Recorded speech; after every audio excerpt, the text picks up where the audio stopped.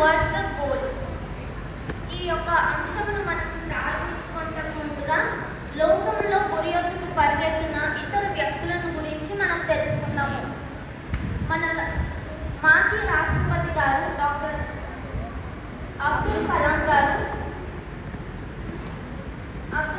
గారు ఈ విమానం నడపాలి, పైలట్ అవ్వాలి అనేటువంటి ఆశ ఉండేది. ఏరోనాటికల్ ఇంజనీరింగ్ చదవాలి, పైలట్ అవ్వాలి, విమానాలు నడపాలి, గాల్లో ఎగరాలి అనేటువంటి కోరిక అతనికి ఉండేది. అయితే అది అభ్యసించాలని చెప్పి ఎయిర్ ఫోర్స్ సెలెక్షన్స్కి ఆయన వెళ్ళాడు. ఆయనతో పాటుగా 11 మంది కూడా ఆయనతో పాటు వెళ్ళారు. అంటే టోటల్గా 12 మంది ఆ ఎయిర్ ఫోర్స్ సెలెక్షన్కు వెళ్తే అక్కడ మాత్రం 11 మంది మాత్రమే సెలెక్ట్ అవ్వడం జరిగింది. సెలెక్ట్ కానీ ఆ 12వ వ్యక్తి మన ప్రియతమ మాజీ రాష్ట్రపతి గారు కలాం గారు. కానీ కలాం గారు ఆ గురిని విడిచిపెట్టకుండా నిరాశ చెందకుండా దానికోసమే ఆయన ఇస్రోలో జాయిన్ అయ్యారు. ఇస్రోలో జాయిన్ అయ్యి ఆయన రాకెట్స్ను, మిసైల్స్ను, బాంబులను, బ్రహ్మోస్ను ఇటువంటి భయంకరమైన మిసైల్స్ను తయారు చేస్తూ వచ్చాడు. ఆయన డెవలప్ చేసిన రాకెట్ టెక్నాలజీ వల్లనే మనము మార్స్ గ్రహంల మీదకి ఉపగ్రహంను పంపించడం జరిగినది. అలాగే చంద్రుని పైన రోవర్ని పంపించడం జరిగింది. ఇలా ఉండగా ఆయన చేసిన ఈ గొప్ప పరిచర్య నిమిత్తము, ఈ గొప్ప సేవకు గౌరవముగా మన భారత ప్రభుత్వము ఆయనకు రాష్ట్రపతిగా నియమించింది. ఆయన రాష్ట్రపతిగా ఉన్నప్పుడు త్రివిధ దళములకు ఆయన అధిపతిగా అయ్యారు. ఈ త్రివిధ దళములు ఏమిటి అని అంటే, మొదటిగా ఆర్మీ, రెండవదిగా ఎయిర్ ఫోర్స్, మూడవదిగా నేవీ. అయితే ఒక రోజున ఆయన ఎయిర్ ఫోర్స్ చీఫ్ని తన వద్దకు పిలిపించుకొని ఏం చేశారనంటే, నాకు విమానం నడపాలనుంది, నువ్వు నాకు విమానం నడపడానికి ట్రైనింగ్ ఇస్తావా అని చెప్పి ఆయనతో సంభాషించడం జరిగింది. ఆయన రాష్ట్రపతి గారు కాబట్టి ఆ ఎయిర్ ఫోర్స్ చీఫ్ కూడా ఒప్పుకొని ఆయనకి విమానం ఎలా నడపాలి అనేది ట్రైనింగ్ ఇచ్చి ఆయన విమానం నడపడం నేర్పించారు. ఆ విధంగా ఆయన సుఖోయి అనే విమానంను నడపడం జరిగినది. 12వ వ్యక్తిగా ఆయన సెలెక్ట్ కాలేకపోయినా ఇస్రోలో జాయిన్ అయ్యి తన గురి వద్దకు ఆయన పరిగెత్తిన విధానము ఇక్కడ మనకు కనబడుతూ ఉన్నది. మనం కూడా దీన్ని ఉదాహరణగా తీసుకుని ముందుకు వెళ్ళాలి. అందుకనే అబ్దుల్ కలాం గారు ఒక పిలుపును మనకి ఇచ్చారు. అది ఏమిటనంటే, కలలు కనండి, ఆ కలలను సాకారం చేసుకునండి అని చెప్పి. ఆయన గురి పైలట్ అవ్వాలి, గాలిలో ఎగురుతూ విమానాలు నడపాలి. ఆ లక్ష్యంతోనే మిసైల్స్ను తయారు చేసి మిసైల్ మ్యాన్గా ఆయన పేరు గావించారు. యుద్ధ విమానములు నడిపించి ఆయన గురి వద్దకు ఆయన పరిగెత్తారు. ఇంకొకటిగా అనగా 15 సంవత్సరముల ముందు ఒక యువకుడు ఆస్ట్రేలియాకి వెళ్ళి క్రికెట్ మ్యాచ్ చూడాలని ఆస్ట్రేలియాకి వెళ్ళాడు. అక్కడ ఆయన మ్యాచ్ చూస్తూ స్టాండ్స్ వైపు వెళ్ళాడు. ఆ స్టాండ్ దగ్గర ఇద్దరు ఆస్ట్రేలియన్ యువతులు ఆయనకి కనబడ్డారు. వారితో ఆయన మాట్లాడటం జరిగినది. మాట్లాడారు కానీ పరిచయం చేసుకోలేదు. ఆ మాట్లాడే సంభాషణలో ఆయన ఒక మాట ఆ యువతులతో మాట్లాడారు. ఏమిటి అని అంటే, నేను భవిష్యత్తులో ఒక గొప్ప క్రికెటర్ అవుతాను అని చెప్పారు. ఆ మాటను ఆ ఆస్ట్రేలియన్ ఇద్దరు కూడా చాలా ఫన్నీగా తీసుకొని సో ఫన్నీ అని అన్నారట. కానీ ఆ యువకుడు మాత్రము ఆ 17 సంవత్సరాల కిందట ఏదైతే గురి తను పెట్టుకొని ఉన్నాడో ఆ గురి వైపు పరుగులేశాడు. ఇండియా మ్యాచ్ క్రికెట్ టీంలో అతను ఉంటూ అనేకమైన సెంచరీలను అతను కొడుతూ వచ్చాడు, సాధిస్తూ వచ్చాడు. ఈ సంవత్సరం నవంబర్లో జరిగిన వరల్డ్ క్రికెట్ మ్యాచ్లో ఇండియా తరఫున 9 మ్యాచ్లు ఆడిన వారిలో ఆయన ఉన్నాడు. సెమీఫైనల్స్లో న్యూజిలాండ్తో ఆయన గెలిచి తన 50వ సెంచరీని పూర్తి చేశాడు. ఇండియాలో ఉన్నటువంటి గొప్ప క్రికెటర్ సచిన్ టెండూల్కర్ యొక్క 49 సెంచరీలను అధిగమించిన భారతీయ ఆటగాడు అతడే విరాట్ కోహ్లీ. 15 సంవత్సరాల క్రిందట ఆ యువతులిద్దరూ తన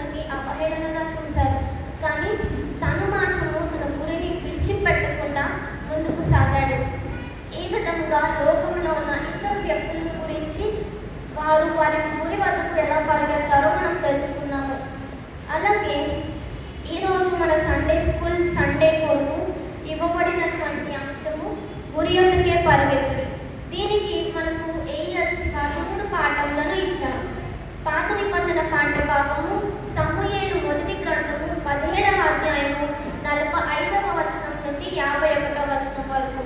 అలాగే పత్రిక పాఠ్య భాగము అపోస్తలుడైన పౌలు ఫిలిప్పీలకు రాసిన పత్రిక 3వ అధ్యాయము 12వ వచనం నుండి 14వ వచనం వరకు. సువార్త పాఠ్య భాగము యోహాను రాసిన సువార్త 6వ అధ్యాయము 27వ వచనం నుండి 29వ వచనం వరకు. మనకి ఇవ్వబడిన ఈ 3 పాఠములు మనకు 3 అంశములను తెలియజేస్తున్నది. అయితే పౌలు గారు అంటున్నారు, ఫిలిప్పీలకు రాసిన పత్రిక 3వ అధ్యాయం 14వ వచనంలో ఆయన ఒక మాట అంటున్నారు. ఏమిటి అని అంటే గురి యొద్దకే పరిగెత్తుతున్నారు. అసలు గురి అనే మాట ఏంటి, దీనికి గల అర్థం ఏమిటో మనం గ్రహిద్దాము. గురి అనే మాటకు అర్థం ఏమిటి అని అంటే ధ్యేయము, లక్ష్యము, గమ్యము అని అర్థము. గ్రీకులో స్కోపోస్ అన్న మాటకు మెలకువగా ఉండి చేయవలసిన పనిని లేదా చేరుకునవలసిన గమ్యమును చేరుకోవటము. మనము ఏదైనా పనిని చేయాలి అని అంటే, లేదంటే ఏదైనా ఒక లక్ష్యంను మనం చేరుకోవాలి అని అంటే దానిపైన మనకి పూర్తిగా అవగాహన ఉండాలి. దాని కొరకు మనం నిరంతరం శ్రమిస్తేనే కానీ మనము ఆ లక్ష్యమును చేరుకొనలేము. కనుక ఈ దినము మనము ఒక ఉదాహరణ తీసుకుంటే మన దగ్గర ఉండేటువంటి వాచ్మెన్, అతని యొక్క పని ఏంటంటే పగలు రాత్రి కూడా పరిసరాలను గమనిస్తూ కావలి కాయతలో తన గురిని నిలుపుతూ ఉంటాడు. ప్రతి ఒక్కరు కూడా తమ లక్ష్యాలను చాలా సీరియస్గా తీసుకొని వాటి వద్దకు పరిగెడుతూ ఉండడం మనం చూస్తూ ఉంటాము. అలాగే మనము ఈ లోకస్తులైతే వారి గురి వద్దకు వారు నడవడానికి చాలా శ్రమ పడతారు, చాలా శ్రమను వెచ్చిస్తారు. అదే దేవుని నమ్ముకున్న బిడ్డలైతే ఏం చేస్తారండి, దేవుని మీద ఆధారపడి ఆయన మీద పూర్తిగా విశ్వాసం ఉంచి వారి గురి వద్దకు వారు పరిగెడుతూ ఉంటారు. ఈరోజు మనకు ఇవ్వబడిన 3 పాఠములలో 3 అంశాలు మనకు కనబడుతున్నాయి. మొదటి అంశంలో మనకి పాత నిబంధన పాఠ్య భాగం సమూయేలు మొదటి గ్రంథము 17వ అధ్యాయము 45వ వచనం నుండి 51వ వచనము. ఈ భాగంలో మనకు దావీదు యొక్క గురి కనబడుతూ ఉంది.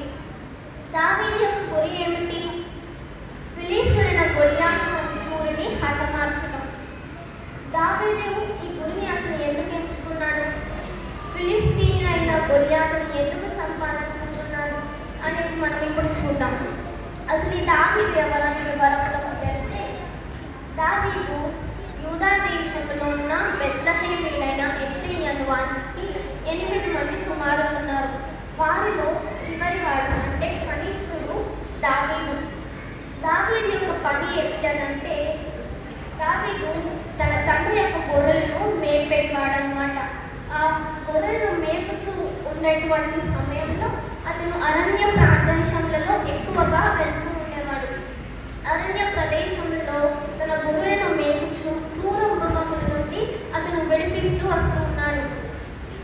అతను చిన్ననాటి నుండే భయభక్తులు కలిగి దైవ ధ్యానంలో తను ఆ యొక్క మందను మేపుచూ ఉన్న సమయంలో తనకు వచ్చిన ఖాళీ సమయం అంతా అతను దైవ ధ్యానంలో తన సమయాన్ని గడుపుతూ ఉన్నాడు. పాటలు పాడుతూ ఉన్నాడు, దేవుని స్తుతిస్తూ ఉన్నాడు, దేవుని యందు భయభక్తులు కలిగి ఉంటున్నాడు, దేవునితో వ్యక్తిగత సంబంధము ఆయన కలిగి ఉంటూ ఉన్నాడు.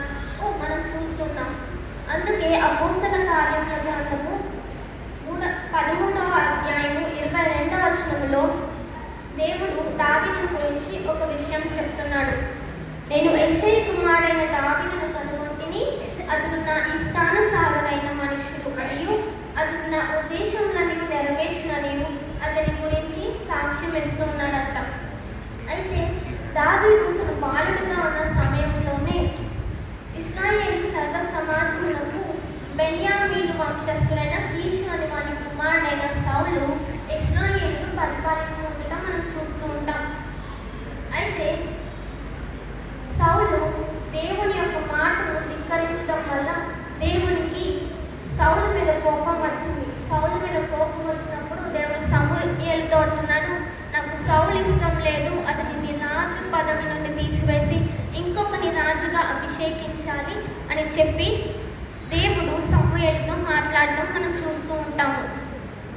అయితే సమూయేలు గ్రంథము 16వ అధ్యాయము 1 నుండి 13 వచనంలో మనకి కొన్ని విషయములు కనబడుతూ ఉంటాయి. మరి దేవుడు సౌలు అంటే ఇష్టం లేదు, ఇంకొకరిని రాజుగా అభిషేకించాలని సమూయేలు చెప్పారు కదా. ఆ ప్రయత్నంలోనే సమూయేలుని దేవుడు యెష్షయి ఇంటి వద్దకు తీసుకొని వెళ్ళాడు. అంటే బెత్లెహేము గ్రామమునకు ఆయనని పంపించారు.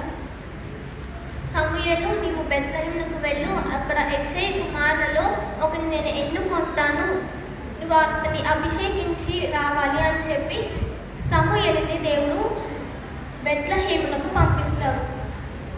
బెత్లెహేమునకు పంపించినప్పుడు సమూయేలు యెష్షయి యొక్క ఏడుగురు మంది కుమారులను ఆయన చూస్తూ ఉంటాడు.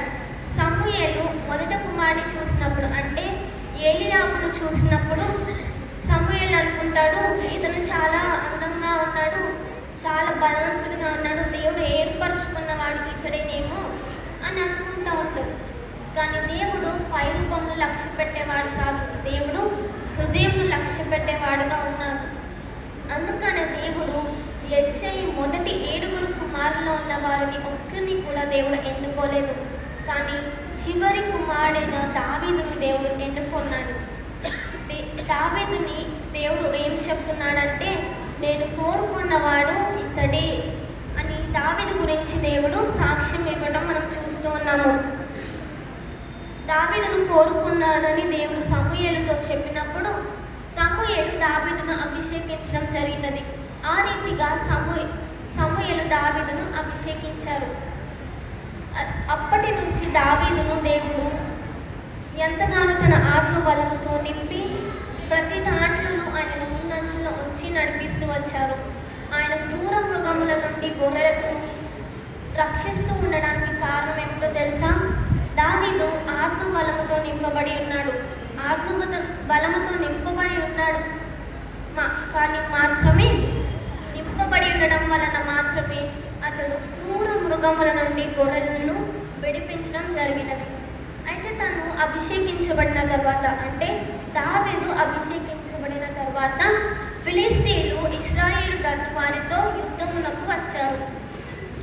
యుద్ధమునకు వచ్చినప్పుడు ఫిలిష్తీయుల సైన్యంలో గాతు పట్టణస్థుడైన గొల్యాతు అనే శూరుడు ఉన్నాడు. అతను చిన్ననాటి నుండి యుద్ధాభ్యాసము గలవాడు.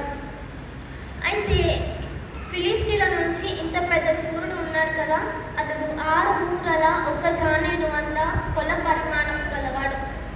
అతను ఇశ్రాయేలీయులను తిరస్కరిస్తూ వచ్చాడు. అతడు 40 దినములు ఇశ్రాయేలీయులను అసమర్థులని, యుద్ధమునకు మీరు సరిపోరు అని చెప్తూ వారిని తిరస్కరిస్తూ, ఆ విధంగా వారిని భయపెడుతూ దూషిస్తూ ఎన్నో మాటలు, అలాగే వారి యొక్క దేవుడు మీ దేవుడు మిమ్మల్ని ఏమి విడిపించలేడు, మీరు మీ సైన్యంలో ఒక బలమైన వ్యక్తిని నా వద్దకు పంపించండి, మేమిద్దరము పోట్లాడుకొని ఎవరు గెలిస్తే వారు దాసులు అవుతారు అని చెప్పి ఆయన మాట్లాడుతూ ఉన్నాడు. ఆయన అక్కడ మాట్లాడిన మాటలు ఏమిటనంటే, మీ యొక్క సైన్యంలో నుండి ఒక గొప్ప వ్యక్తిని, యుద్ధశూరుడైన వ్యక్తిని నా వద్దకు పంపించండి, నేను అతను పోట్లాడుతాము, నేను విజయవంతుడవుతే మేము మీకు దాసులం అవుతాము, లేదు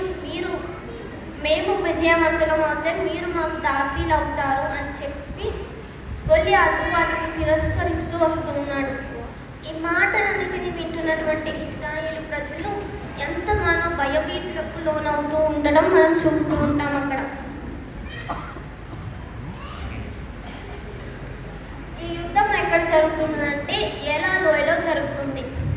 అయితే కొంత సమయం తర్వాత ఆ యొక్క ఇశ్రాయేలు సైన్యములో దావీదు యొక్క అన్నలు ఉన్నారు. దావీదు యొక్క అన్నలు 3 ఆ ఇశ్రాయేలు సైన్యంలో ఉండడం జరిగినది. వారి కొరకు ఆహారం తీసుకువెళ్ళమని చెప్పి ఆయన తండ్రి గారు ఆయనకి ఆజ్ఞాపించారనమాట. అక్కడ యుద్ధంలో ఉన్నటువంటి దావీదు అన్నల పేర్లు కొన్ని అక్కడ వ్రాయబడి ఉన్నాయి. ఏలియాబు, అబీనాదాబు, షమ్మా.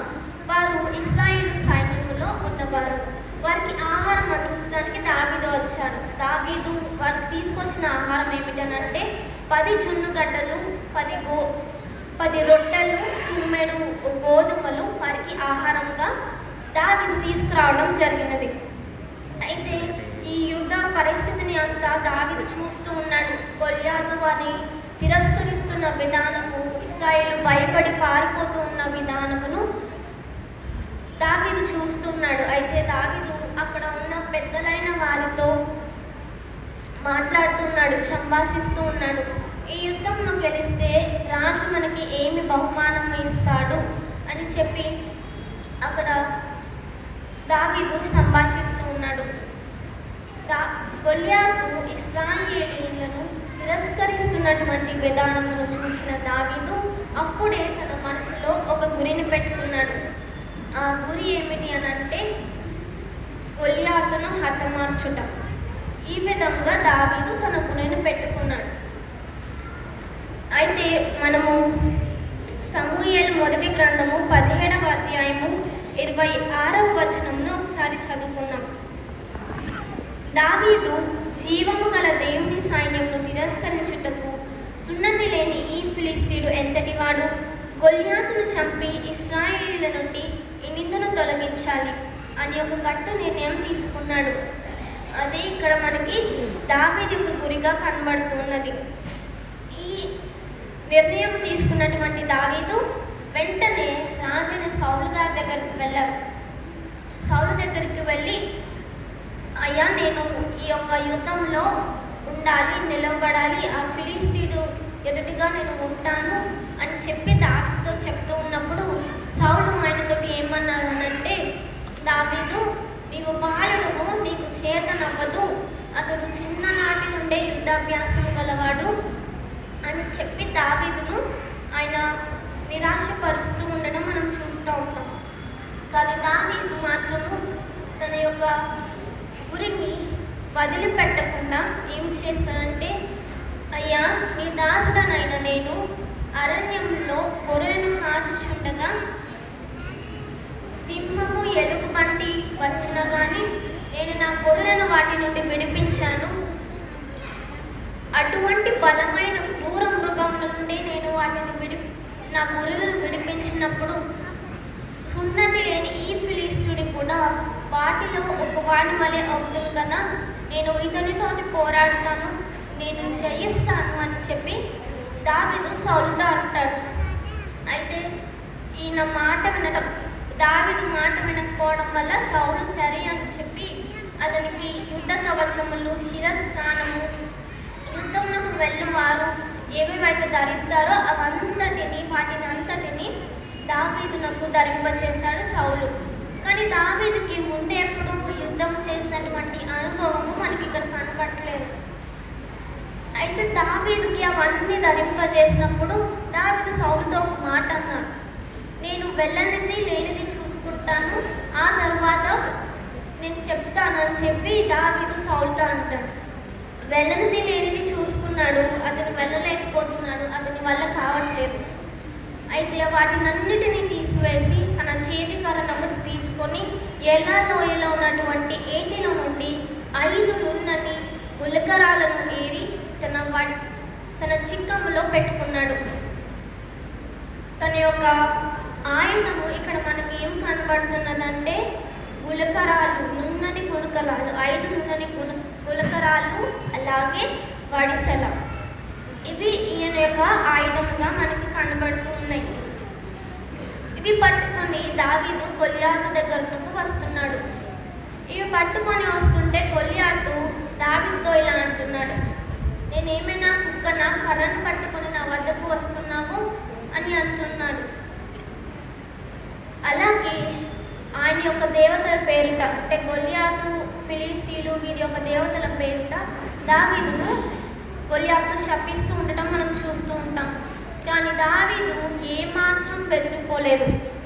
ఏమాత్రం బెదిరిపోకుండా దావీదు ఏమంటున్నాడనంటే, జీవము గల దేవుని పేరిట నేను నీ మీదకి వస్తున్నాను, ఆయన నాకు ఈ శక్తిని, బలమును ఇచ్చాడు, నేను ఖచ్చితంగా నేను జయిస్తాను, నీ తలను తెగవేస్తాను అని చెప్తున్నాడు.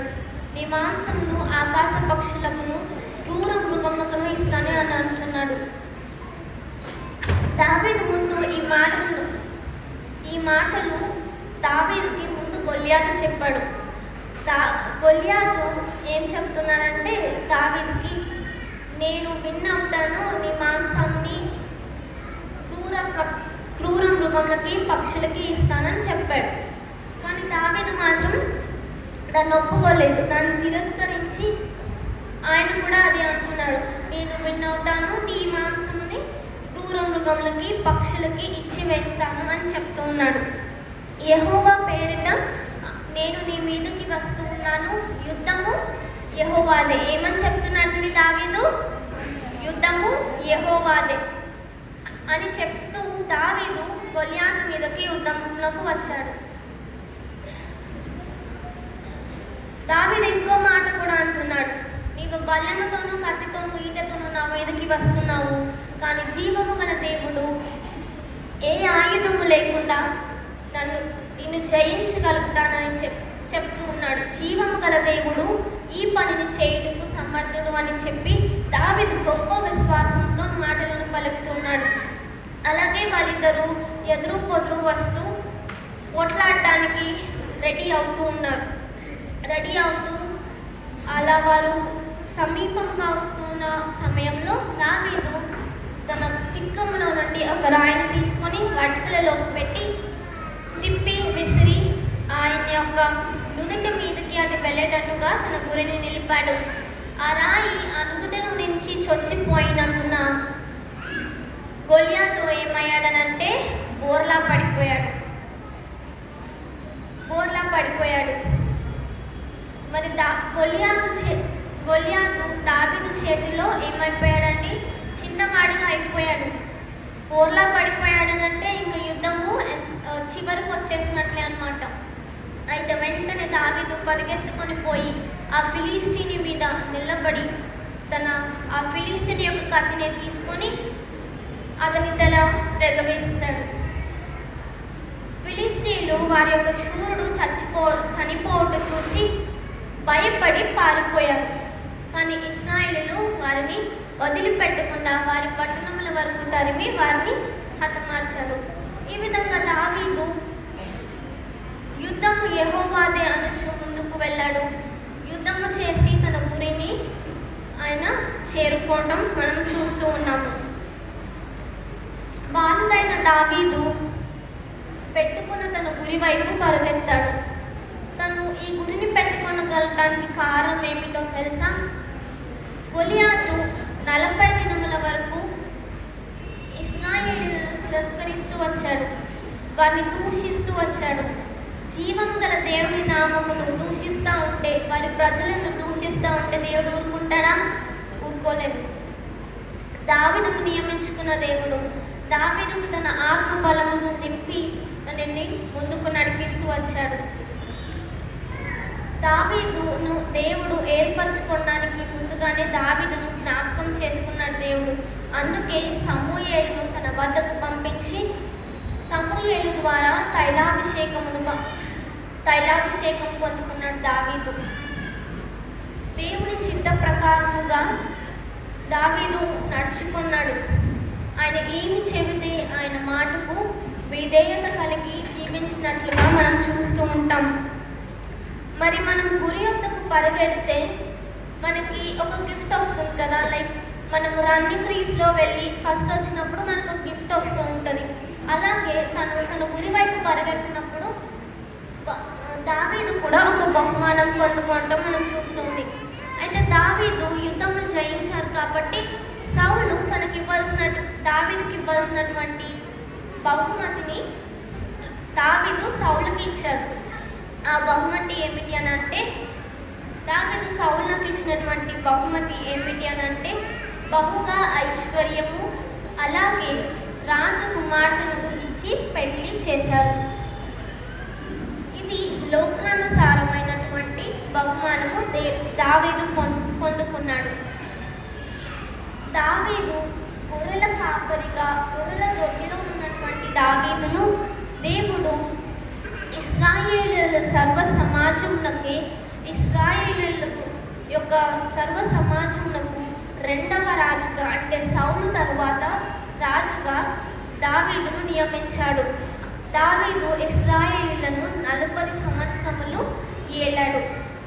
అలాగే దావీదునకు దేవుడు ఇచ్చినటువంటి శ్రేష్టమైన బహుమానములు ఏమిటో మనం చూద్దాం. మనము ఎన్నగా దేవుడు దావీదుకి ఏమని విరదించాడు, దావీదు గురించి ఏమని సాక్ష్యం ఇచ్చాడో మనం విన్నాం. అదేమిటి? దావీదు నా హృదయానుసారుడు అని దేవుడు సాక్ష్యం ఇచ్చాడు. ఇది నా ఉద్దేశములని నెరవేర్చును అని కూడా సాక్ష్యం ఇస్తూ వచ్చాడు. అలాగే దావీదు పొందుకున్న ఇంకొక శ్రేష్టమైన బహుమానము ఏమిటి అని అంటే, దావీదు యొక్క వేరు చిగురుగా యేసుక్రీస్తు ఈ లోకమునకు ఉద్భవించారు. అది మనం ఒకసారి చూద్దాము. ప్రకటన గ్రంథము 22వ అధ్యాయము 16వ వచనము. యేసు, నేను దావీదు వేరు చిగురును, సంతానమును, ప్రకాశమానమైన వేకువ చుక్కనై ఉన్నాను అని యేసయ్య చెబుతున్నారు. ఇటువంటి శ్రేష్టమైన బహుమానము దావీదు పొందుకున్నాడు. దేవుని కుమారుని దావీదునకు నీతి చిగురుగా అనుగ్రహించారు. యెషయా అనే మొద్దు నుండి పరిశుద్ధుడైన దేవుడు చిగురుగా క్రీస్తు పుట్టాడు. యెషయా మొద్దుల నుండి, యెషయా వేరుల నుండి అంకురంగా అంటే చిగురుగా ఎదిగి ఫలించాడు. యాకోబు వంశస్థులను యుగయుగాలు ఏలనై అన్నాడు. అంతటి శ్రేష్టమైన బహుమానమును దావీదు పొందుకున్నాడు. అలాగే దావీదు కుమారునిగా యేసుక్రీస్తు పిలువబడ్డాడు. శత్రువుని చంపుటకు దావీదు వడిసెలను ఒక గులకరాయిని ఆయుధంగా చేసుకున్నాడు. జీవము గల దేవుని నామమున శత్రువైన గొలియాతును సంహరించి ఇశ్రాయేలులకు గొప్ప విజయమును తెచ్చిపెట్టాడు. ఈ విధముగా మనకి దావీదు యొక్క గురి, అతను ఎలాగ పరిగెత్తాడు, అతను పొందుకున్న బహుమానములు ఏమిటి అనేది మనం తెలుసుకున్నాము.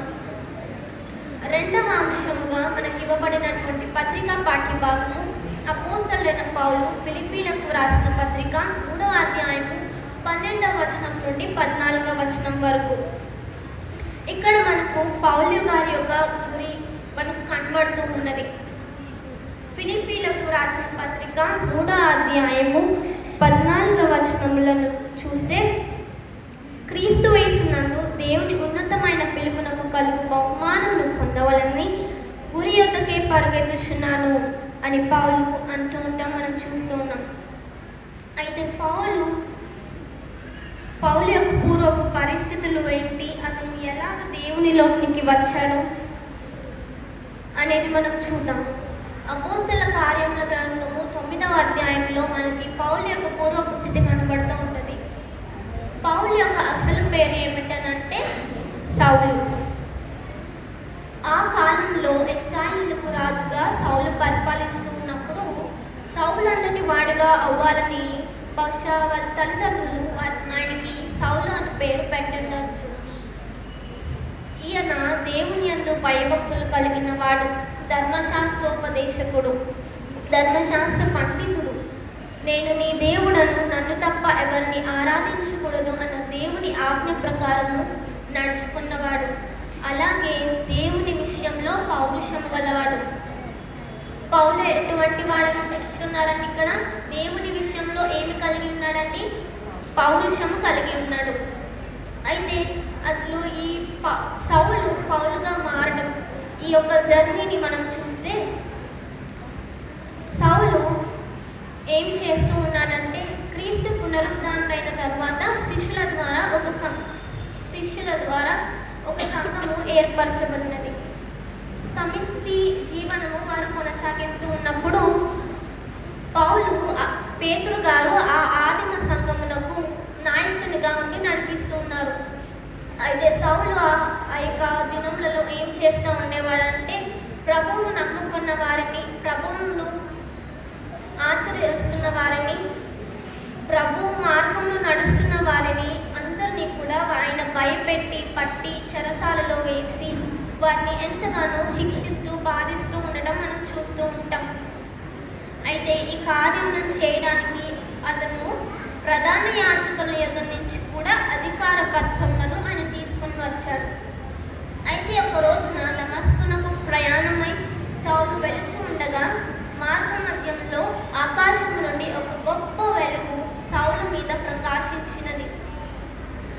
ఆ యొక్క వెలుగులో నుండి ఒక స్వరము సౌలునకు వినబడుతూ ఉంటుంది. ఆ స్వరం ఏమిటి అని అంటే, సౌలా సౌలా నీవేళ నన్ను హింసించుచున్నావు అని ఒక స్వరమును సౌలు వింటూ ఉంటాం, మనం చూస్తూ ఉంటాం. ప్రభు ఈ మాట అనడానికి కారణం ఏమిటి అని అంటే, సౌలు ప్రభు యొక్క శిష్యులను హింసిస్తూ వస్తూ ఉన్నాడు. ప్రభు యొక్క శిష్యులను హింసించడం అని అంటే ప్రభువును కూడా హింసించడమే. అందువలన దేవుడు ఆ మాటను సౌలుతో పలుకుతున్నాడు. దానికి ప్రత్యుత్తరముగా సౌలు ఏమంటున్నాడంటే, ప్రభువా నీవెవరవు, ప్రభువా నీవెవరవు. ఇక్కడ ప్రభు అనే పాదమునకి ఇక్కడ అర్థం ఏమిటి అని అంటే మాస్టర్ అని అర్థము. అయితే ప్రభువు సౌలు ఆ విధంగా అడిగిన తర్వాత సౌలు ఒక మాట దేవుడితో అంటున్నాడు. ఏమిటి అని ప్రభువుతో సౌలు ఒక మాట అంటున్నాడు, నీవు హింసించుచున్న యేసును అని సౌలుతో అంటున్నాడు. నీవు లేచి పట్టణంలోనికి వెళ్ళము, అక్కడ నీవేమి చేయాలి అనే విషయము నీకు తెలియజేయబడునని ప్రభు అయిన యేసు చెప్పుచున్నాడు. అక్కడ దేవుడు సౌలుతో మాట్లాడుతున్నాడు. నీవు పట్టణంలోనికి వెళ్ళు, అక్కడ నువ్వేం చేయాలో నేను నీకు చెప్తాను, నీవు మాత్రం నాకు విధేయత చూపించి అక్కడికి వెళ్ళు అని చెప్పాడు. అప్పుడు సౌలు ప్రభు యొక్క మాటకు విధేయత చూపించి అలాగే తన మార్గంలోకి ముందుకు సాగాడు. అయితే అతను ఆకాశంలో నుండి ఒక గొప్ప వెలుగు వచ్చింది కదండి. ఆ వెలుగు వలన అతని కన్నులు అంధత్వమునకు లోనయ్యాయి. అంధత్వములకు లోనవ్వడం వలన అతను చూపు లేని వాడిగా ఉండడం మనకు అక్కడ కనబడుతూ ఉన్నది. చూపు లేని వాడవ్వడం వల్ల 3 దినములు అతను అన్నపానీయములేమి లేక ఉపవాసముతో ఆయన ప్రార్థించుతూ ఉన్నాడు. ఈ ప్రార్థన చేస్తూ ఉన్న సౌలుకు దేవుడు అనేకమైన దర్శనములు కలిగిస్తూ ఉన్నాడు. అయితే సౌలుకు వీటన్నిటి యొక్క భావమును తెలియజేయడానికి దేవుడు అక్కడ తన శిష్యుని ఒకరిని ఏర్పరచుకున్నాడు. ఆయన ఎవరనంటే అననీయ. కానీ అననీయ సౌలుని గురించి ప్రభువునకి ఒక మాట చెబుతూ ఉన్నాడు. అపోస్తల కార్యముల గ్రంథము 9వ అధ్యాయము 14వ వచనము. ప్రభువా, నీ నామంలో ప్రార్థించే వారిని పట్టి బంధించడానికి ఇతడు ఇక్కడికి వచ్చాడు. ప్రధాన యాజకుల దగ్గర నుండి అధికార పత్రాలు తీసుకుని వచ్చాడని అననీయ ప్రభువుతో అంటూ ఉన్నాడు. అయితే ప్రభువు కూడా అననీయతో మాట్లాడుతూ ఉన్నాడు. నీవు వెళ్ళుము, మొదటిగా అన్యజనుల ఎదుటను రాజుల ఎదుటను ఇశ్రాయేలీయుల ఎదుటను నా నామమును భరించుటకు ఇతడు నేను ఏర్పరచుకున్న సాధనమై ఉన్నాడు. ఇతడు నా నామము కొరకు ఎన్ని శ్రమలను అనుభవించవలెనో నేను ఇతనికి చూపించదను అని అననీయ చెప్పెను. అక్కడ ప్రభువు సౌలుని ఎందుకు ఏర్పాటు చేసుకున్నాడో మనకు చెప్తున్నాడు. మొదటిది ఏంటండి? అన్యజనుల ఎదుటను, రెండవదిగా రాజుల ఎదుటను, మూడవదిగా ఇశ్రాయేలీయుల ఎదుటను దేవుని యొక్క నామమును భరించుటకు సౌలును దేవుడు ఏర్పరచుకున్నాడు. తన ప్రజలను హింసిస్తున్న సౌలు దేవుని కొరకు సాధనమై ఉండులాగున దేవుడు ఎన్నుకున్నాడు. ఏ విధంగా ఉంటాయి దేవుని యొక్క ప్రణాళికలు? అప్పటి నుండి సౌలు పౌలుగా మారాడు. పౌలుగా తన యొక్క జీవితంను మొదలుపెట్టాడు. పౌలు అన్న మాటకు చిన్నవాడు, దేవునికి విధేయత కలిగిన వాడు, తగ్గింపు జీవితము అని అర్థము. స్వార్థ పరిచర్యలో అతను ఎన్నో శ్రమలను అనుభవిస్తూ వచ్చాడు. ముందు సౌలుగా ఉన్నప్పుడు ఆయన ప్రభు యొక్క శిష్యులను హింసిస్తూ ఉండేవాడు. కానీ ఇప్పుడు పౌలుగా మారిన తర్వాత దేవుని కొరకు అనేకమైన హింసలు ఆయన పడుతూ ఉంటాం, మనం చూస్తూ ఉంటాం. అయితే కొరింథీయులకు రాసిన 2వ పత్రిక 11వ అధ్యాయము 23వ వచనము నుండి 28వ వచనం వరకు మన మనము పౌలు గారు అనుభవించినటువంటి కొన్ని శ్రమలు మనకు అక్కడ కనబడుతూ ఉంటాయి. అనేక మార్లు ఆయన చెరసాలలో ఉన్నాడు, అపరిమితమైన దెబ్బలు తిన్నాడు. యూదుల చేత 5 సార్లు, ఒకటి తక్కువ 39 దెబ్బలను ఆయన తిన్నాడు. 3 సార్లు బెత్తముతో కొట్టబడ్డాడు, రాళ్ళతో కొట్టబడ్డాడు. నీటి ప్రయాణంలో అనగా ఓడలలోని ఆపదలు, పట్టణములలో ఆపదలు, అరణ్యంలో ఆపదలు, సహోదరుల వలన ఆపదలు, ఆకలి దప్పులు మొదలగు ఘోరమైన శ్రమలను క్రీస్తు కొరకు తన స్వంత వారైన యూదుల వలన అనుభవించాడు. క్రీస్తు కొరకు ఎన్ని శ్రమలను అనుభవించాడు పౌలు. అయితే వీటినన్నిటినీ పౌలు అనుభవించడానికి గల కారణమును మనం తెలుసుకుందాం. ఫిలిప్పీలకు రాసిన పత్రిక 3వ అధ్యాయము 5వ వచనం నుండి 11వ వచనం వరకు నేను చదువుతున్నాను. ఫిలిప్పీలకు రాసిన పత్రిక 3వ అధ్యాయము 5వ వచనం నుండి 11వ వచనంలో మనకి కొన్ని విషయములు అక్కడ కనబడుతూ ఉన్నాయి. ఏమిటి అని అంటే,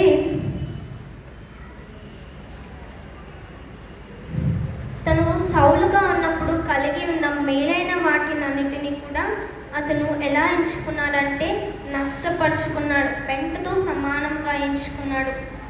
మనం 10వ వచనం చూస్తే అక్కడ మనకు ఉంటుంది, ఏ విధము చేతనైనను మృతులలో నుండి నాకు పునరుద్ధానము కలగవలనని ఆయన మరణ విషయంలో సమానానుభవము గలవాడనై ఆయనను పునరుద్ధాన బలమును ఎరుగు నిమిత్తము ఆయన శ్రమలలో పాలివాడనగుట ఎట్టిదో ఎరుగు నిమిత్తమును సమస్తము నష్టపరుచుకొని వాటిని పెంటతో సమానముగా ఎంచుకొనుచున్నాను అని పౌలు గారు మనకు అక్కడ రాస్తూ ఉంటారు.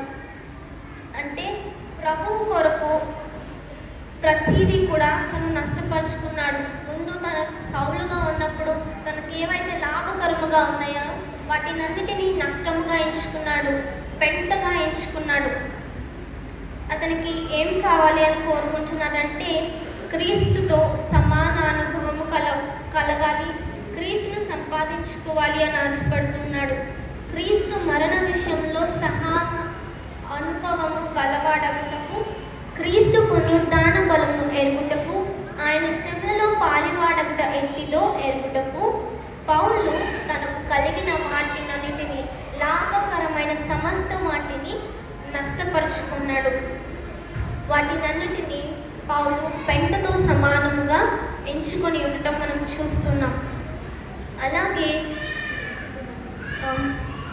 12వ వచనములో పౌలు చెప్తున్నాడు ఏమనంటే, ఇదివరకే నేను గెలిచితినని ఆయనను, ఇదివరకే సంపూర్ణ స్థితి పొందితి అని ఆయనను నేను అనుకునుటలేదు, కానీ నేను దేని నిమిత్తము క్రీస్తు చేత పట్టబడితినో దానిని పట్టుకొనవలనని పరిగెత్తుచున్నాను.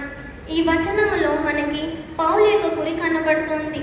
పౌలు యొక్క గురి ఏమిటి అని అంటే, నేను దేని నిమిత్తము క్రీస్తు యేసు చేత పట్టబడితినో దానిని పట్టుకొనవలనని పరిగెత్తుచున్నాను.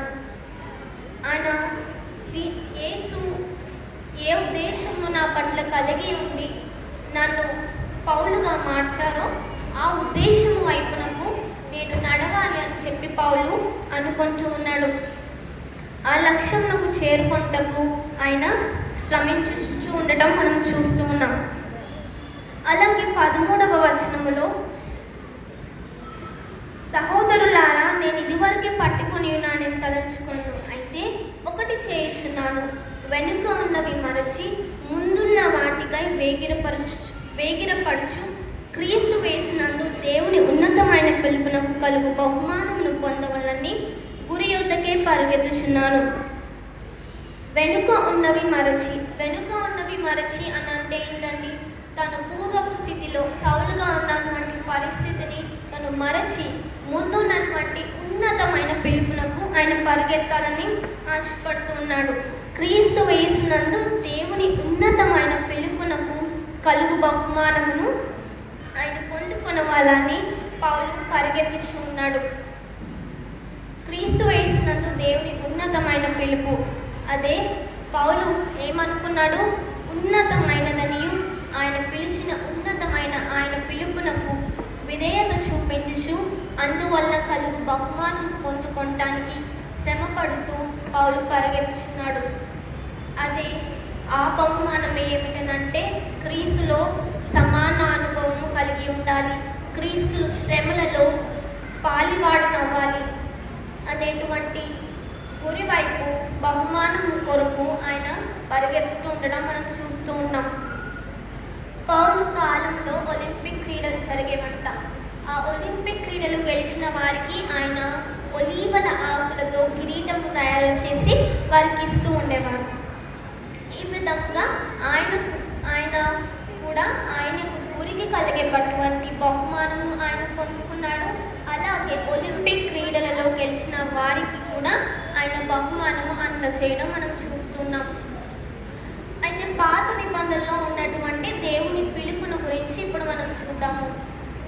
ఆదికాండము 12వ అధ్యాయము 1 నుండి 3 వచనములో దేవుడు అబ్రాహామును ఏర్పరచుకున్నాడు.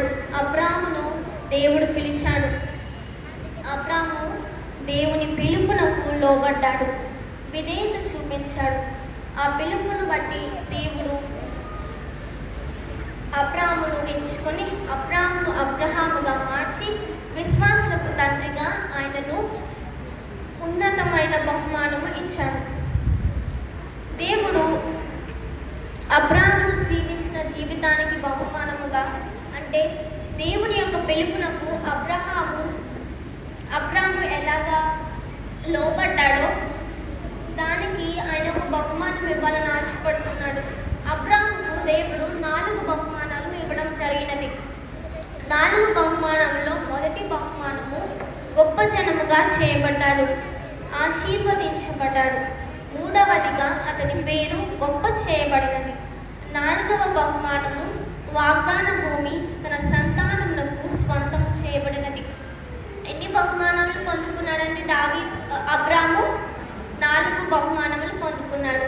మొదటిగా గొప్ప జనముగా చేయబడ్డాడు, 2వదిగా ఆశీర్వదించబడ్డాడు, 3వదిగా అతని పేరు గొప్ప చేయబడినది, 4వ బహుమానము వాగ్దాన భూమి తన సంతానమునకు స్వంతము చేయబడినది. అలాగే పాత నిబంధన గ్రంథంలో మనకి ఇంకొక పిలుపు కనబడుతున్నది. దేవుడు మోషేను ఏర్పరచుకున్నాడు. ఎందుకు ఏర్పరచుకున్నాడంటే తన ప్రజలైన ఇశ్రాయేలు ప్రజలను ఐగుప్తు నుండి బయటకు తీసుకురావాలి, ఫరో నుండి బయటకు తీసుకురావాలి. ఐగుప్తు అనంటే లోకములో నుండి తన ప్రజలను బయటకు తీసుకురావాలి. ఐగుప్తుకి రాజుగా ఉన్నవాడు ఫరో అంటే ఇక్కడ సాతాను నుండి తన ప్రజలను బయటకు తీసుకురావడానికి నోటి మాంద్యం కలిగినటువంటి మోషేను దేవుడు ఏర్పరచుకున్నాడు. తన పిలుపునకు మోషే లోబడ్డాడు. దేవుని ప్రజలను వారి ఐగుప్తు నుండి బయటకు తీసుకొచ్చారు. కానీ దేవుని ప్రజలు దేవుని యొక్క మాటను వినకుండా వారు ఏం చేశారంటే పోత పోసిన దూడను వారు పూజించడం జరిగినది. ఇది దేవునికి ఇష్టం లేని పని. అందుకే వారు కానాను దేశము అంటే పాలు తేనెలు ప్రవహించు దేశము చేరకుండానే అరణ్యంలో చాలా మంది రాలిపోయారు.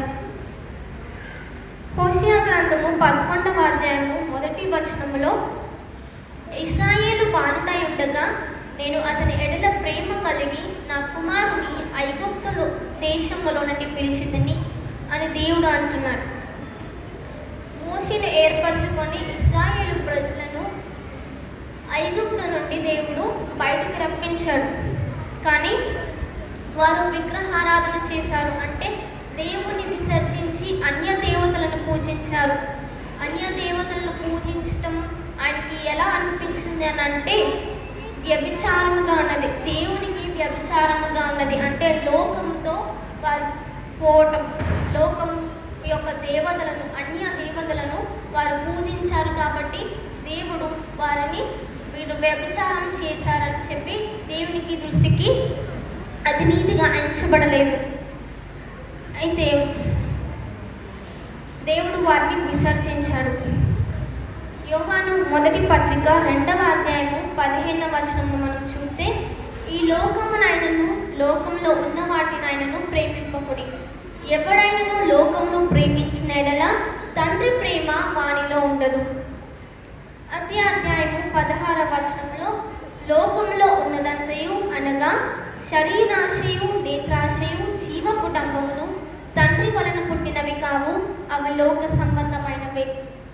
2వ అధ్యాయము 17వ వచనంలో, లోకము దాని ఆశయు గతించిపోవును గాని దేవుని చిత్తమును జరిగించువాడు నిరంతరమును నిలుచును అని యోహాను పత్రికలో చెప్పుచూ ఉన్నాడు. ఈ లోకంలో ఉన్నదంతా ఏంటి అని అంటే శరీరాశయు నేత్రాశయు జీవపు డంబమును. నేత్రము కావాలన్నది శరీరము కోరుకుంటుంది.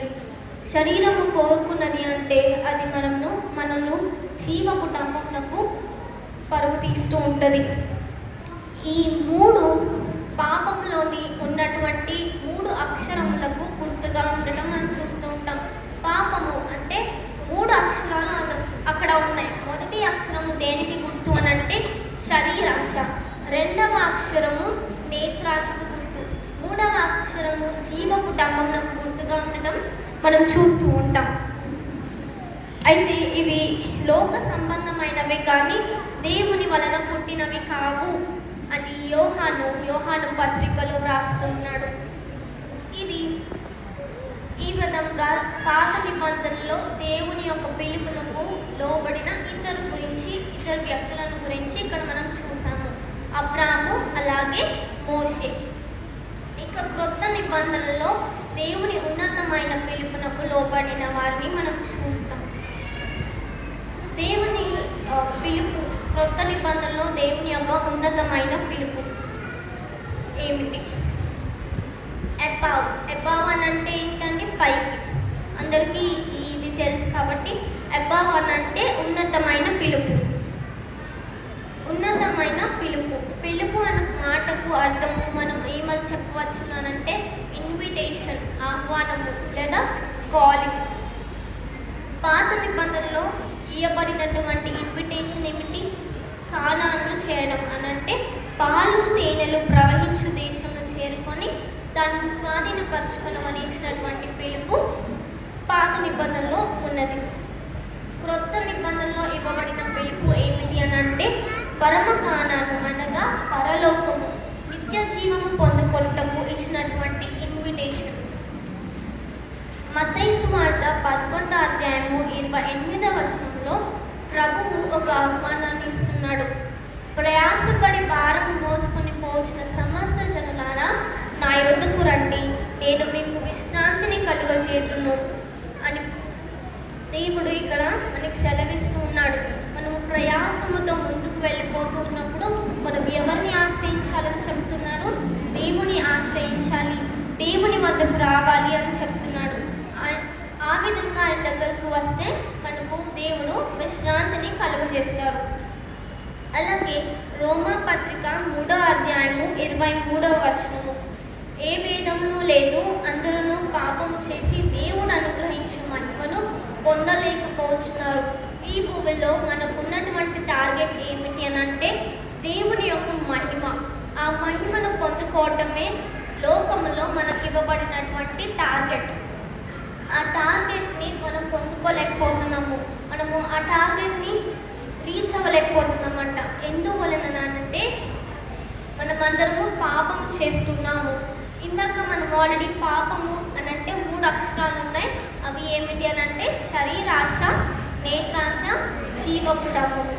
ఈ 3 మనం చేయడం వల్ల మనము దేవుడు అనుగ్రహించేటువంటి మహిమను పొందలేకపోతున్నాము. ఇక్కడ దేవుడు సమస్త జనులారా అని బోధించడం జరిగినది. సమస్త జనులారా అని అంటే అన్యజనులు అలాగే విశ్వాసులు. ఓకే,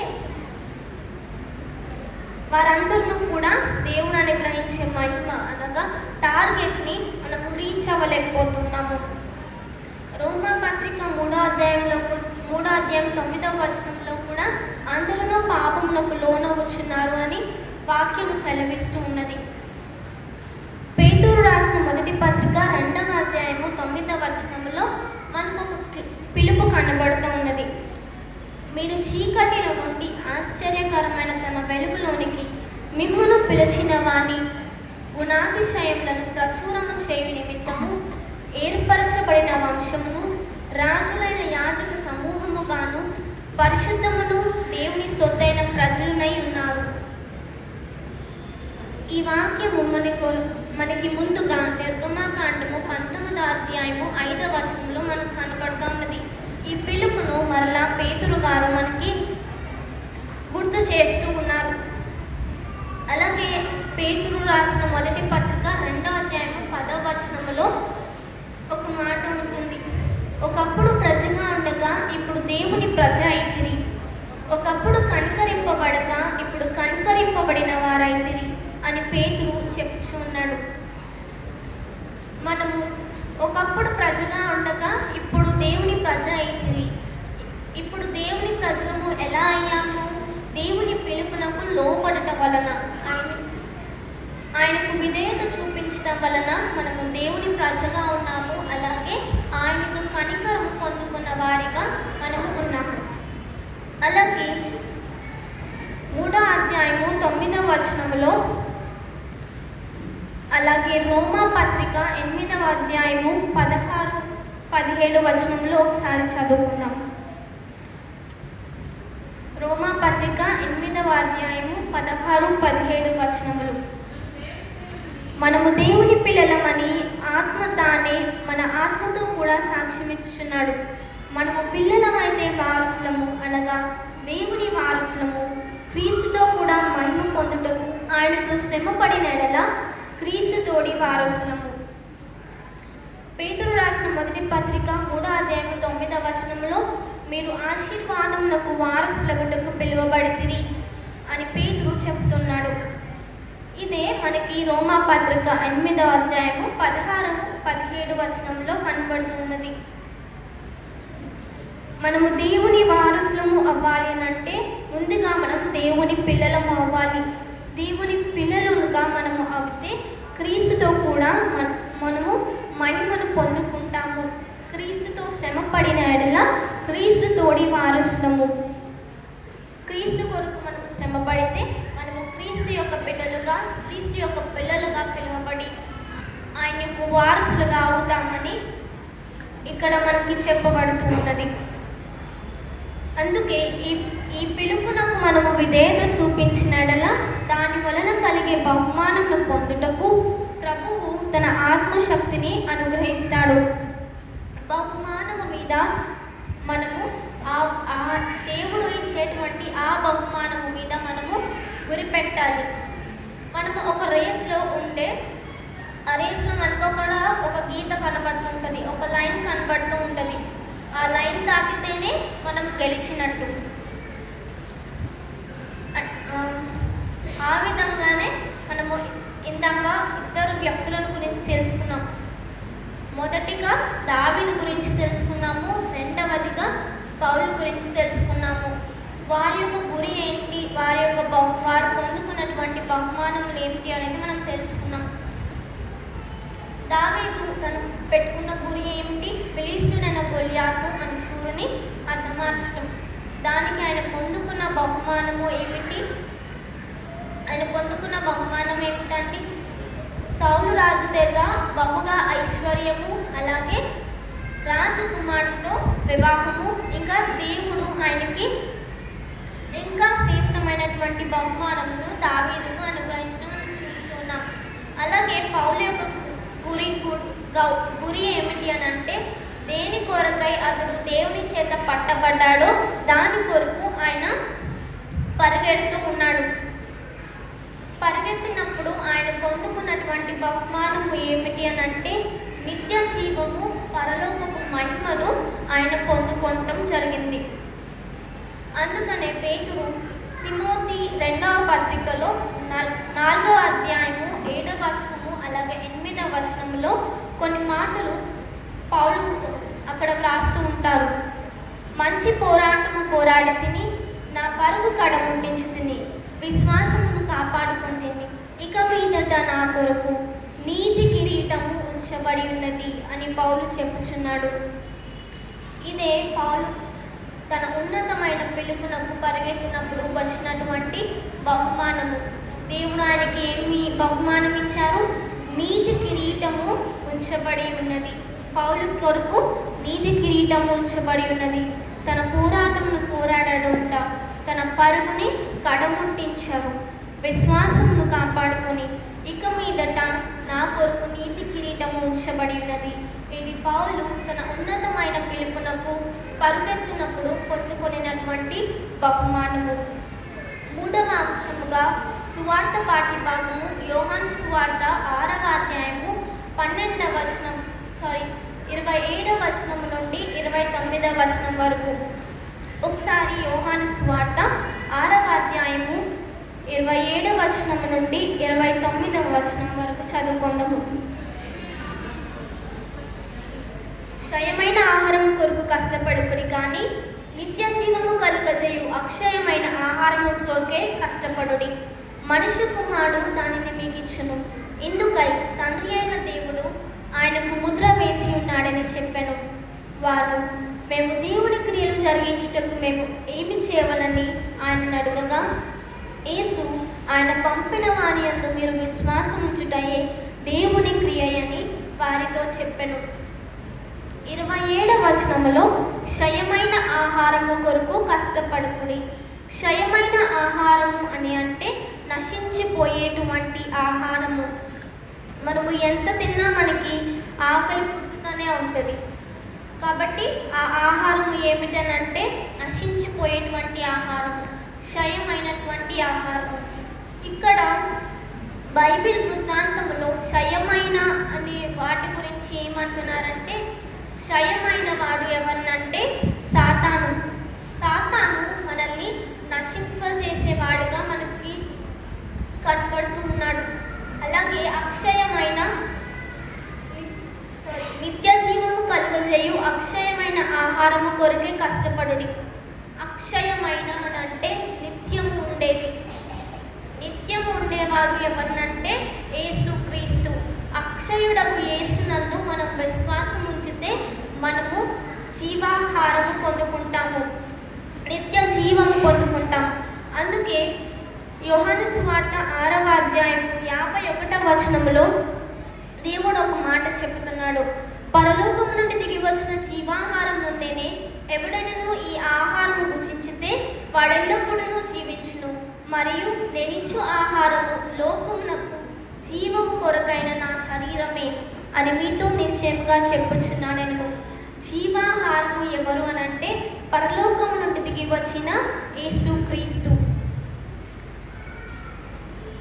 అదే 6వ అధ్యాయము 40వ వచనములో, కుమారుని చూచి ఆయన యందు విశ్వాసముంచు ప్రతి వాడును నిత్య జీవము పొందుటయే నా తండ్రి చిత్తము. అంత్యదినమున నేను వానిని లేపుదును. క్రీస్తు యేసునందు అంటే దేవుని కుమారుని యందు విశ్వాసముంచితే మనము చనిపోయినను తిరిగి లేతుము అని ప్రభువు చెబుతూ ఉన్నాడు. 42వ వచనములో, విశ్వసించువాడే నిత్య జీవము గలవాడు. ఈ మాటను నిత్య జీవమయ్యున్న యేసు చెప్పుచున్నాడు. విశ్వసించిన వాడికి మాత్రమే నిత్య జీవము పొందేటువంటి అవకాశము ఉంటుందని ప్రభు ఇక్కడ తెలియజేయడం మనం గమనిస్తున్నాం. అయితే ప్రతి ఒక్క విశ్వాసి ఒక గురి కలిగి ఉండాలి. అదేంటంటే నిత్య జీవము పొందుకోవాలి. ఇక్కడ మనము టెంపరరీ సిటిజన్షిప్ ఇక్కడ ఉంది, కానీ మన పౌరస్థితి ఎక్కడ ఉందండి? పరలోకంలో ఉన్నది.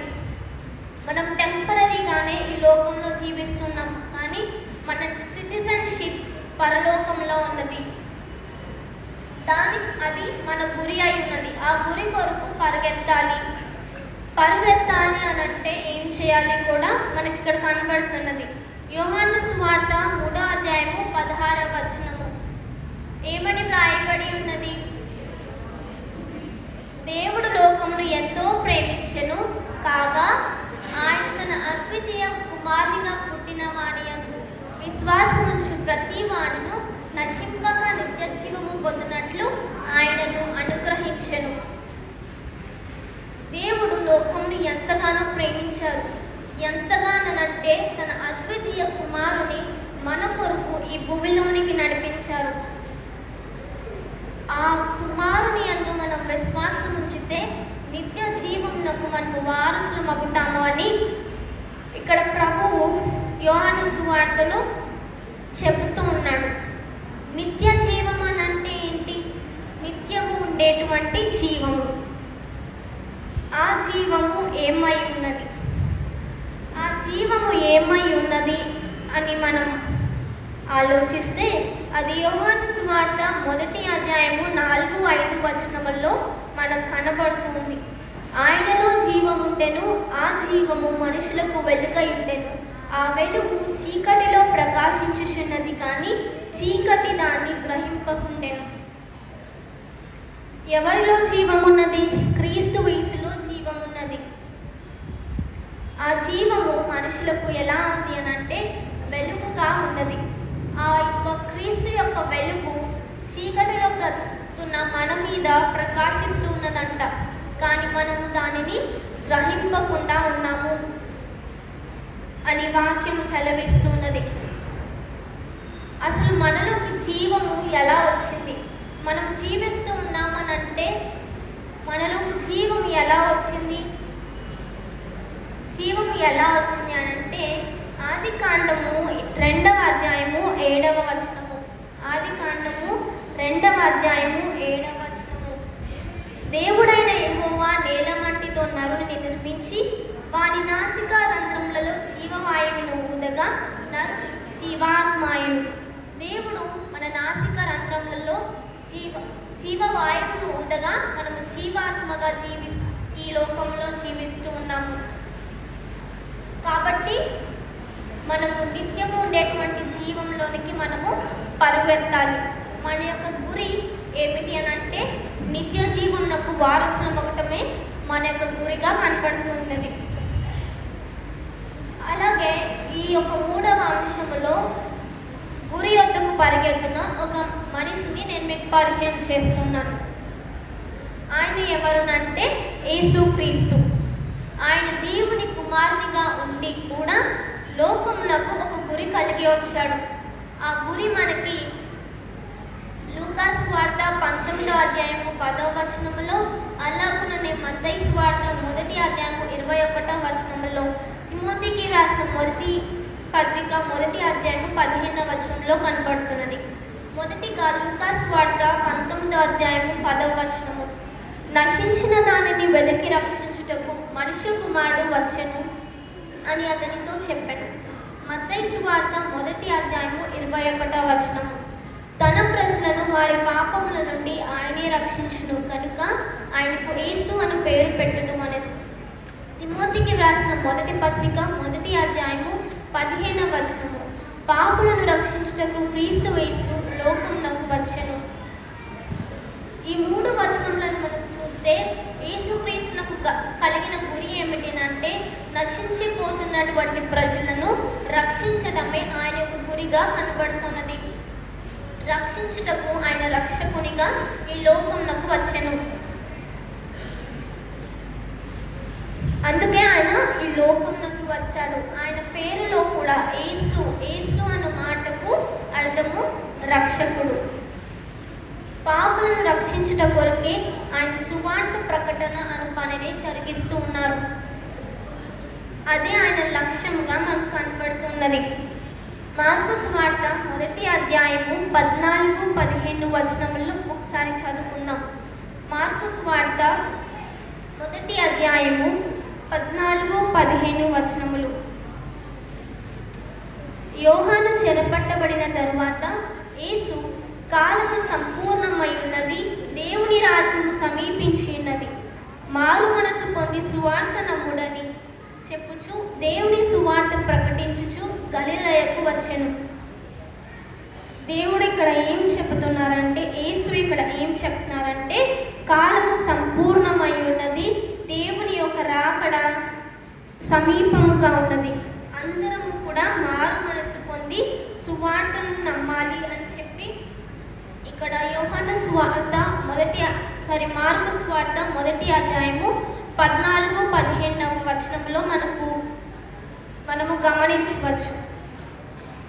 ఈ యొక్క పరిస్థితుల్లో కూడా ప్రభువు మన కొరకు అనేకమైన అవమానములను ఎదుర్కొన్నాడు, అనేకమైన శ్రమలను అనుభవించారు.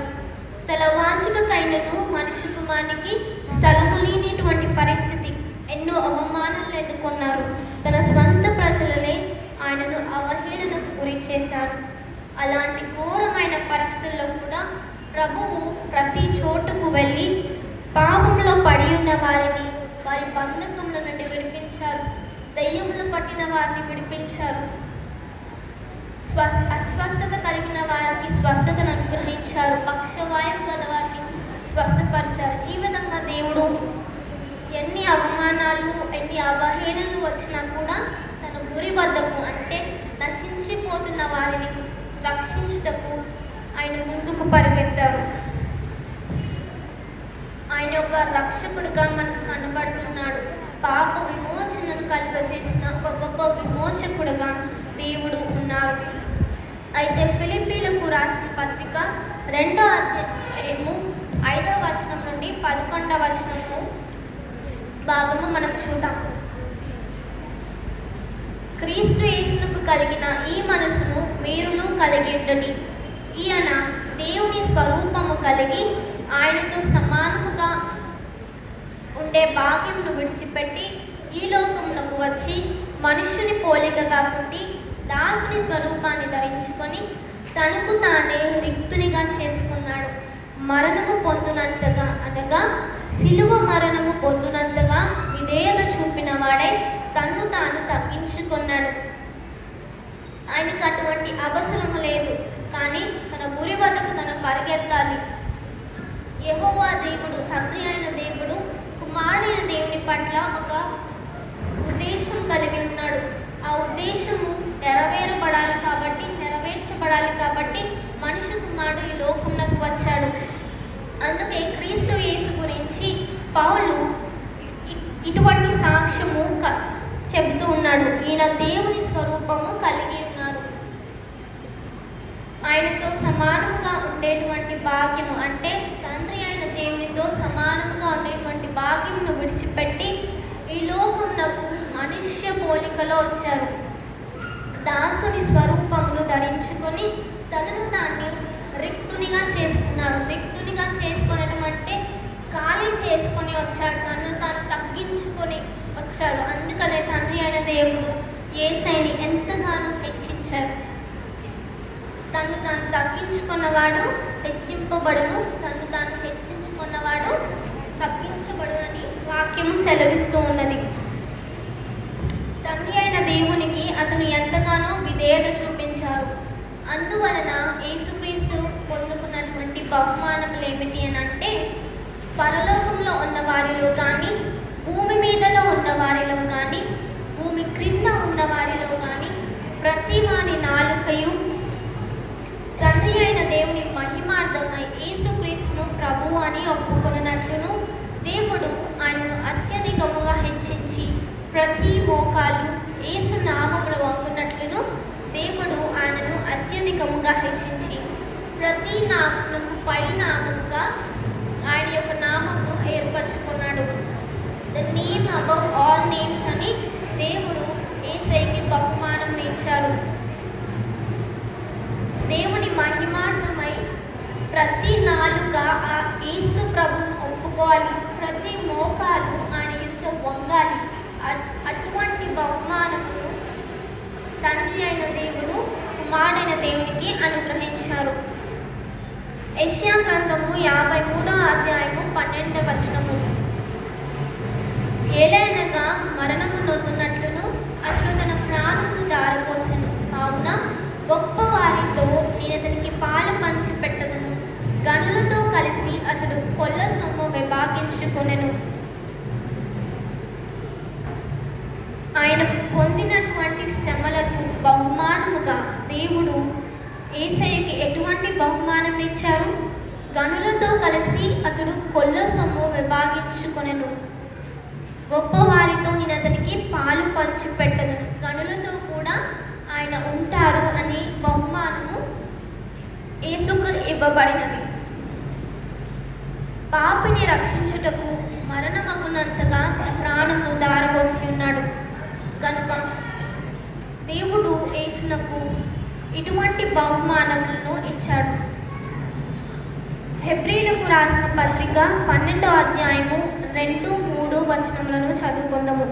హెబ్రీలకు రాసిన పత్రిక 12వ అధ్యాయము 2-3 వచనములను చదువుకుందాము. మనము కూడా ప్రతి భారమును సులువుగా చిక్కులు పెట్టి పాపమును విడిచిపెట్టి విశ్వాసమునకు కర్తయు దానిని కొనసాగించువాడునైన యేసు వైపు చూచుచు మన ఎదుట ఉంచబడిన పందములో ఓపికతో పరిగెత్తదము. ఆయన తన ఎదుట ఉంచబడిన ఆనందము కొరకై అవమానమును నిర్లక్ష్యపెట్టి సిలువను సహించి దేవుని సింహాసనము యొక్క కుడి పార్శ్వమున ఆసీనుడై ఉన్నాడు. మీరు అలసట పడకయు మీ ప్రాణములు విసుకకయు ఉండినట్లు పాపాత్ములు తనకు వ్యతిరేకంగా చేసిన తిరస్కారం అంతయు ఓర్చుకొనిన ఆయనను తలంచుకొనడి. ఆయన ఆనందమును విడిచిపెట్టి మన కొరకు ఈ లోకమునకు ఉద్భవించారు. ఈ యొక్క హెబ్రీ పత్రికలో ఉన్నటువంటి ఈ వాక్య భాగము మనకి ఏం తెలియచేయబడుతుందనంటే, మనము ఓపికతో పరిగెత్తాలి, ఓర్పుతో ముందుకు సాగాలి, విశ్వాసముతో ముందుకు సాగి మన గురి యొద్దకే మనం పరిగెత్తాలి. అప్పుడు అట్టి రీతిగా మనము పరిగెత్తితే దేవుడు మనకి గొప్ప బహుమానము ఇస్తారని వాక్యం సెలవిస్తున్నది. మన యొక్క గురి ఏమిటి? పరలోకపు భాగ్యము అనగా నిత్య జీవము. పైన నిత్య జీవమును చేరుకోవాలి అని అంటే నిత్య జీవం అయిన క్రీస్తునందు విశ్వాసం ఉంచాలి. మన ముందున్నటువంటి పందెపు రంగంలో ముందుకు సాగాలి, ఓపికతో పరుగెత్తాలి. అలాగే యోహాను మొదటి పత్రిక 5వ అధ్యాయము 9వ వచనము, దేవుడు తన కుమారుని గురించి బలమైన సాక్ష్యం ఇచ్చుచున్నాడు. అదేంటంటే, దేవుని కుమారుని యందు విశ్వాసం ఉంచువాడు తనలోనే ఈ సాక్ష్యమును కలిగి ఉన్నాడు. ఆ సాక్ష్యం ఏదనగా 11వ వచనములో, దేవుడు మనకు నిత్య జీవమును దయచేసును, ఈ జీవము ఆయన కుమారుని యందు ఉన్నది, ఆయనే నిజమైన దేవుడు, ఆయనే నిత్య జీవమై ఉన్నాడు. ఆయనే నిజమైన దేవుడు. నిజమైన దేవుని యందు మనము విశ్వాసం ఉంచాలి. ఆయన మనలను మన గురి వద్దకు అంటే నిత్య జీవ భాగ్యం వద్దకు ఆయన మనల్ని నడిపిస్తారు అని వాక్యం తెలియజేస్తున్నది. ప్రియమైన తల్లిదండ్రులారా, చిన్న బిడ్డలను క్రీస్తు అడుగు జాడల్లో నడిపించమని వాక్యం సెలవిస్తున్నది. సామెతల గ్రంథము 22వ అధ్యాయము 6వ వచనము, బాలుడు నడవవలసిన త్రోవను వారికి నేర్పించాలి, వాడు పెద్దవాడైనప్పుడు దాని నుండి తొలగిపోడు.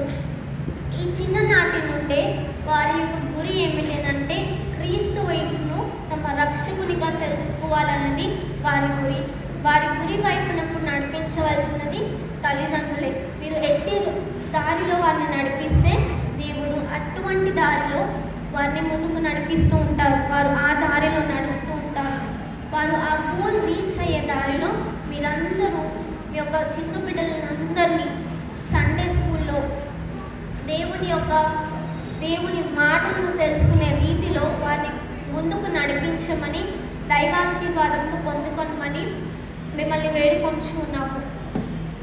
అయితే ఈ దినము మనకి ఇవ్వబడినటువంటి అంశము గురి యొద్దకే పరుగెత్తుడి, రన్ టువర్డ్స్ ద గోల్.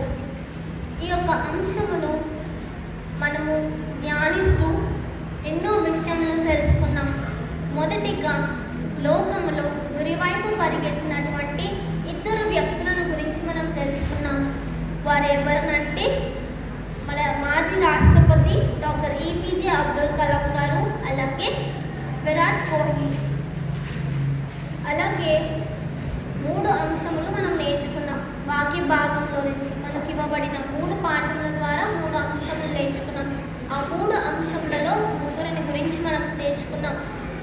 మొదటిగా బాలుడైన దావీదు, రెండవదిగా అపోస్తలుడైన పౌలు, మూడవదిగా ప్రభు అయిన క్రీస్తు.